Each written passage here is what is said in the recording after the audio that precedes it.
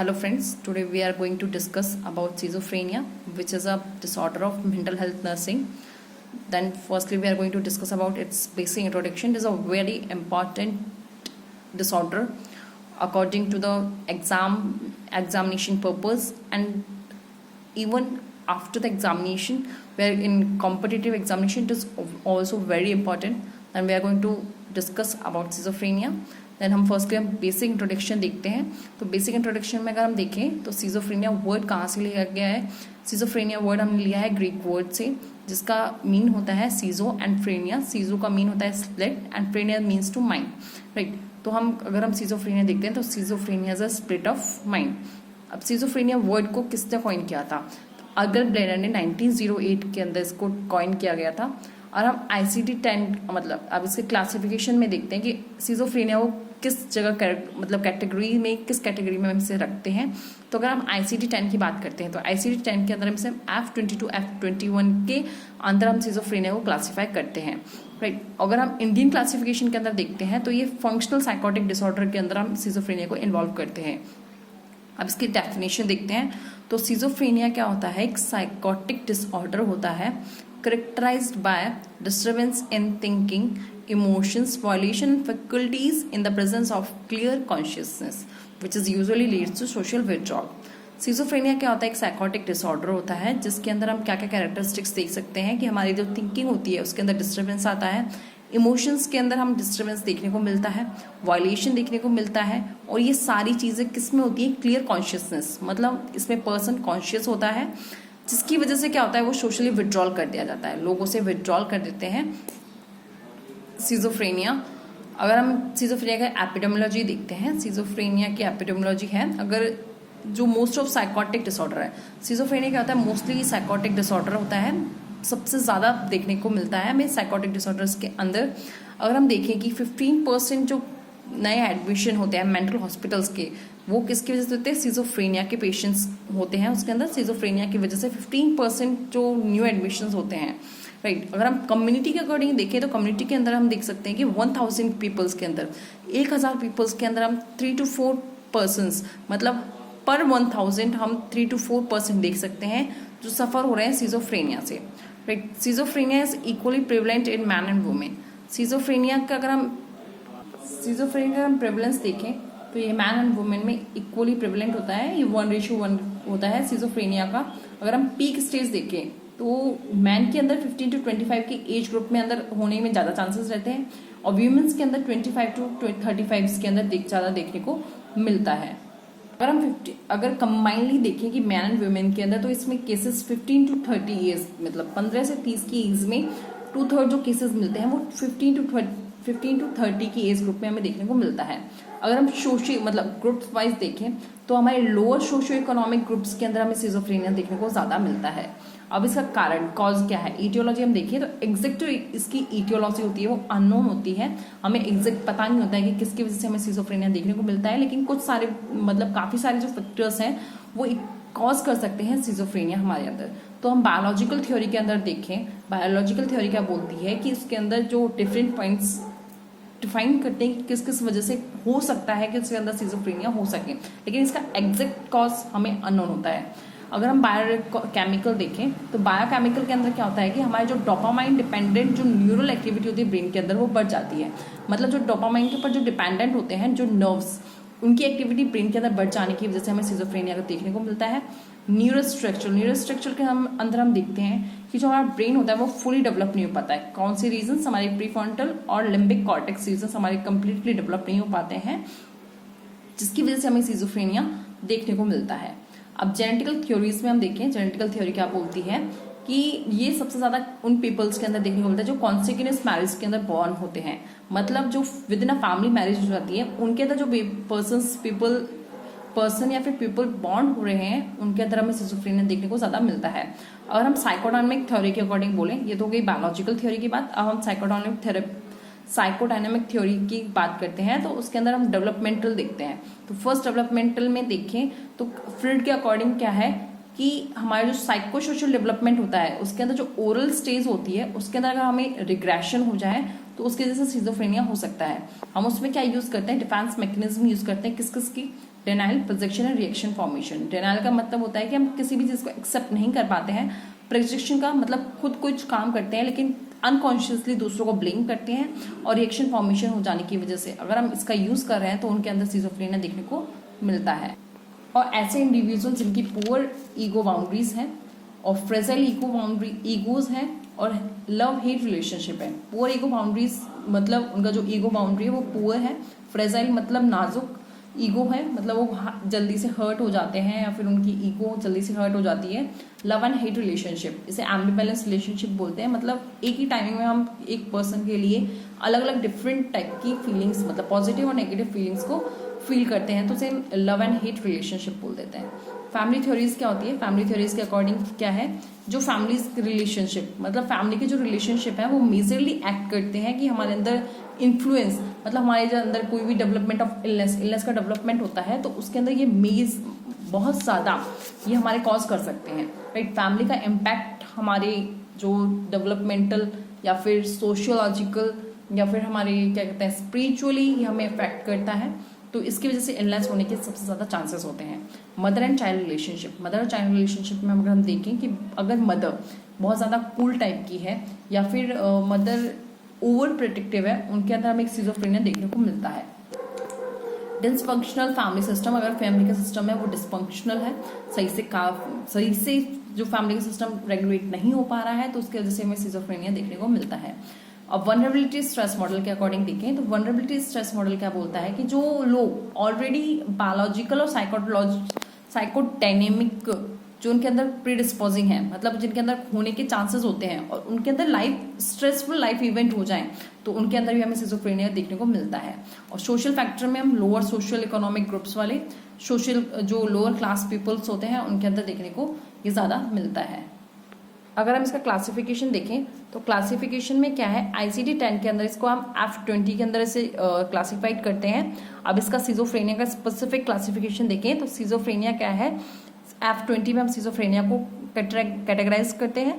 Then F20 to 20.0 में paranoid schizophrenia लेते हैं, F20.1 में हाइपोफेरिक, F20.2 में कैटाटोनिक, F20.3 में अनडिफरेंशिएटेड, F30.4 में post schizophrenia depression and F20.5 में रेजिडुअल और F20.6 में सिंपल एंड 20.8 में अदर एंड 20.9 में अनस्पेसिफाइड, राइट। तो हम इसे अगर हम सिंपली लर्न करें तो PHC UPRS, राइट। और जो इसका लास्ट के जो 20 मतलब जो 8 और 9 जो क्लासिफिकेशन होते हैं वो अदर और अनस्पेसिफिक होते हैं। तो अगर हम पैरानॉइड की बात करें तो पैरानॉइड क्या होता है कि फॉल्स आइडियाज आते हैं इसके अंदर, हमें डिल्यूजन टाइप में होता है। सबसे मेनली इसमें जो डिल्यूजन होता है वो परसेप्चुअल डिल्यूजन देखने को मिलता है। ये मतलब ग्रेजुअली अकरिंग होता है, ये धीरे धीरे बढ़ता है और मेनली 25 to 30 के एज में देखने को मिलता है। अगर हम हैबेफेरिक देखें, हैबेफेरिक में क्या होता है, पर्सन डिसऑर्गेनाइज हो जाता है कंप्लीटली, वो डिसपर्सनलाइजेशन हो जाता है उसके अंदर, वो अजीब से वंडरिंग पर्सन बिहेवियर शो करता है, सिली बिहेवियर शो करता है, जिसमें पर्सन खुद को मतलब जो खुद की जो पर्सनैलिटी है उसको ऑर्गेनाइज नहीं कर पाता, वो अपने पर्सनैलिटी के डिफर अपना बिहेवियर शो करता है। कैटाटोनिक में हम देखें तो कैटाटोनिक का मतलब होता है डिस्टर्ब मसल स्टोन। हम कैटाटोनिक का मतलब कैटा का मतलब होता है डिस्टर्ब एंड टॉनिक का मतलब होता है मसल स्टोन। अगर इसमें हमारी जो मसल स्टोन है वो डिस्टर्ब हो जाती है तो उसके वजह से हमें कहते हैं सडन ऑनसेट होगा स्टूपर्स का, ठीक है। कैटाटोनिक स्टूपर्स देखने को मिलते हैं, कैटाटोनिक एक्साइटमेंट देखने को मिलता है। और हम क्या करते हैं, अवॉइड पेनफुल स्टिमुलेशन। हम क्या करते हैं कि हम जो हमारे पेनफुल स्टिमुलेशन होता है तो उसको हम अवॉइडिंग करते हैं, राइट। अब हम देखें अनडिफरेंशिएटेड के अंदर आता है कि कोई से भी मतलब इनमें जो ग्रुप क्लासीफाई हुए हैं उनके अंदर एक या दो से ज़्यादा हमें ग्रुप अगर हमें देखने को मिले तो उन्हें अनडिफरेंशिएटेड बोल देते हैं। पोस्ट सिजोफ्रेनिया का मतलब होता है यहाँ पे पोस्ट सिजोफ्रेनिया हो गया, पोस्ट मतलब उसे ऑलरेडी हो रखा है सिजोफ्रेनिया, तो उसके अंदर क्या होता है, चांसेस होते हैं कि उसके अंदर हमें सिम्टम्स देखने को मिले या फिर हमारे अंदर पोस्टली एसोसिएट मतलब जो रिस्क होता है सोसाइटी के वो इंक्रीज हो जाते हैं, तो उसके अंदर हमें तो पोस्ट सिजोफ्रेनिया के अंदर हमें देखने को मिलेगा। रेजिडुअल के अंदर क्या होता है कि हमें ये रेजिडुअल कहते हैं एक सिंपल टाइप का होता है, इसमें हम जो पर्सन का जो बिहेवियर है वो ग्रेजुअली इंक्रीज होता है, लेकिन ये सोशली अगर हम इसे ट्रीट करें तो ये ठीक हो जाता है। सिंपल के अंदर क्या होगा, ये लैटेंट टाइप में होता है, इसको अंदर हमें क्या देखने को मिलता है, इसके अंदर हमें सिंपल में हमें नेगेटिव जो हमारे जो सिम्टम्स हैं और जो हमारे हैलुसिनेशन देखने को मिलता है। अब इसके हम क्लिनिकल फीचर्स देखते हैं। तो क्लिनिकल फीचर्स में हमें फर्स्टली रैंक अकॉर्डिंग देखते हैं। तो फर्स्ट रैंक जो हमारे जो सिम्टम्स होते हैं वो अगन ब्लैडर ने दिए थे 1857 से लेकर 1939 के अंदर इनका ये पीरियड था। तो उसके अंदर इन्होंने 4 एज दिए थे हमें। उनका 4 एज का है। फर्स्ट ए हमें क्या बोलता है, ऑटिज्म। ऑटिज्म में आता है कि हमारा डे ड्रीमिंग। इसमें पर्सन क्या होता है, अपने जो एनवायरमेंट से या फिर अदर से रिलेट नहीं कर पाता है, वो खुद की अपने बारे में सोचता रहता है। मतलब आप खुद की मतलब अपनी ही एक सोच होती है, उसी में वो रहता है। वो जो पर्सन जो एनवायरमेंट है, जो पर्सन है वो एनवायरमेंट से दूसरों से वो क्या इंटरेक्ट नहीं कर पाता है।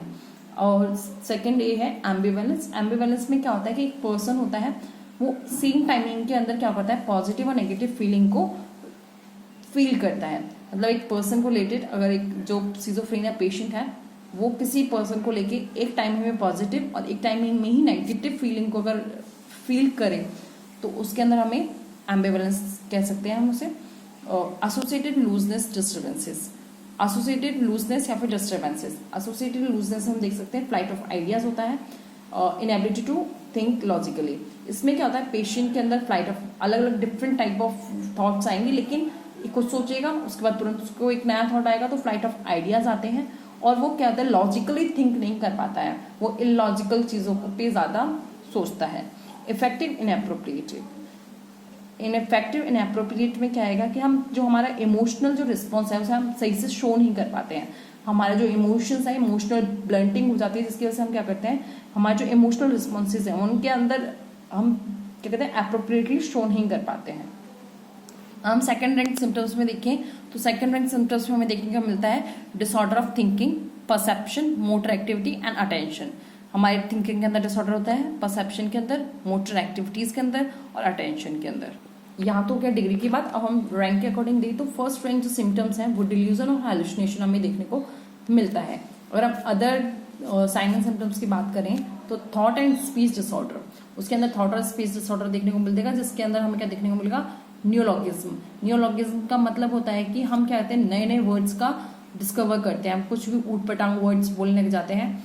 पोवर्टी ऑफ आइडिएशन, हमें आइडियाज नहीं आते हैं, ठीक है। इकोलिया में क्या होता है कि रिपीटेशन ऑफ वर्ड्स, हम एक ही वर्ड को बार बार रिपीट करते हैं। इसके अंदर ये हो गया speech disorder. And thought of blocking, मतलब थॉट ब्लॉकिंग हो जाता है, हमें कोई भी नए थॉट्स वगैरह नहीं आते हैं। पोवर्टी ऑफ स्पीच, हमारे अंदर जो स्पीच की जो पॉवर्टी हो जाती है, हम सही से बोल नहीं पाते हैं। डिल्यूजन के अंदर हमें क्या देखने को मिलता है, सबसे ज्यादा परसेप्चुअल डिल्यूजन देखने को मिलता है। डिसऑर्डर ऑफ परसेप्शन के डिसऑर्डर के हमें दो देखने को मिलेगा, ऑडिटरी एंड विजुअल, ठीक है। Auditory hallucination and visual hallucination. Auditory के अंदर हमें देखने को मिलेगा कोई हमें आवाज दे रहा है, विजुअल में हमें कोई भी चीज, हम वो चीज अलग ही टाइप में हम इसको हम इसे परसेप्ट करते हैं, ठीक है। डिसऑर्डर ऑफ अफेक्ट के डिसऑर्डर में इसमें अपैथी देखने को मिलती है, इमोशनल ब्लेंटिंग देखने को मिलता है, मतलब fluttering of emotions, inappropriate emotional response and do not establish emotional contact. जो पर्सन होता है सिजोफ्रेनिया वाला, वो क्या करता है, जो किसी के साथ इमोशनल जो कॉन्टैक्ट नहीं बना पाता है, उसके अंदर जो इमोशनल जो रिस्पॉन्स होते हैं वो इनएप्रोप्रिएट होते हैं, अपने इमोशंस को सही से नहीं बता पाता है। इमोशनल ब्लेंटिंग देखने को मिलती है और अपैथी देखने को मिलती है। डिसऑर्डर ऑफ मूड में हम देखें तो डिसऑर्डर ऑफ मोटर बिहेवियर में अंदर क्या होता है कि हमारी जो साइकोमोटर जो एक्टिविटीज होती हैं या तो वो बढ़ जाएंगी या फिर कट जाएंगी, जिसकी वजह से हम क्या करते हैं, खुद की सेल्फ केयर नहीं कर पाते हैं और हमारी ग्रूमिंग होती है वो पुअर होती है। जो पर्सन का हम देखेंगे, अगर हम फिजिकल एग्जामिनेशन करेंगे तो उसका तो हम इसमें पुअर ग्रूमिंग देखने को मिलेगी और सेल्फ केयर डिक्रीज होगी।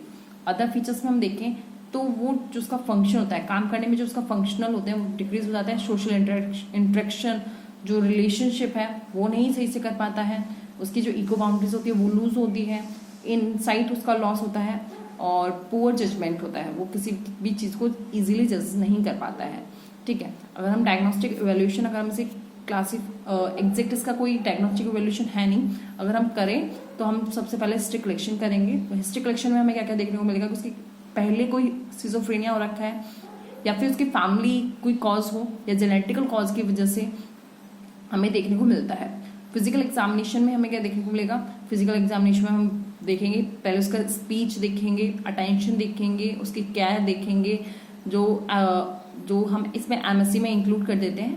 ठीक है, एमएससी में ये इंक्लूड हो जाएगा। सीटी स्कैन करवा लेंगे और एमआरआई करवा देंगे। सीटी स्कैन में और हम एमआरआई क्यों करवा रहे हैं, क्योंकि हमारे अंदर जो हेड के अंदर क्या होता है सब फुली डेवलप नहीं हो पाता है, तो उसको चेक करने के लिए हम सीटी स्कैन एमआरआई करवाएंगे। और हम ट्रीटमेंट में देखें तो हम ट्रीटमेंट में हमें क्या देखेंगे, फार्माकोलॉजिकल थेरेपी। फार्माकोलॉजिकल थेरेपी के अंदर हमें क्या देखेंगे कि हम इसे देखेंगे तो एक्यूट सिजोफ्रेनिया के अंदर एंटीसाइकोटिक ड्रग्स देंगे। अगर हमें एक्यूट सिजोफ्रेनिया है तो उसके अंदर हम एंटीसाइकोटिक ड्रग्स देंगे। एंटीसाइकोटिक ड्रग्स का होगा कोलेंजापाइन, ओलेंजापाइन एंड जिप्रासिडोन, राइट। इसका हम 25 to 150 mg per day they देंगे। ओलेंजापाइन में हम 10 to 20 mg per day they देंगे और जिप्रासिडोन में 20 to 80 mg per day they देंगे, राइट। फिर एटिपिकल एंटीसाइकोटिक ड्रग्स दे देंगे। ये टिपिकल थी और ये एटिपिकल हो गई। अदर ड्रग्स हैं, जैसे अदर ड्रग्स हो गए हमारी एंटी डिप्रेसेंट, मूड स्टेबलाइजर, इनको दे देंगे क्योंकि एंटी डिप्रेसेंट में हमें हो सकता है कि पेशेंट डिप्रेस्ड हो। मूड स्टेबलाइजर इसलिए देंगे क्योंकि उसका जो मूड होता है वो स्टेबलाइज नहीं हो पाता, एलिवेटेड हो सकता है, तो उसके अंदर हम मूड स्टेबलाइजर दे देंगे।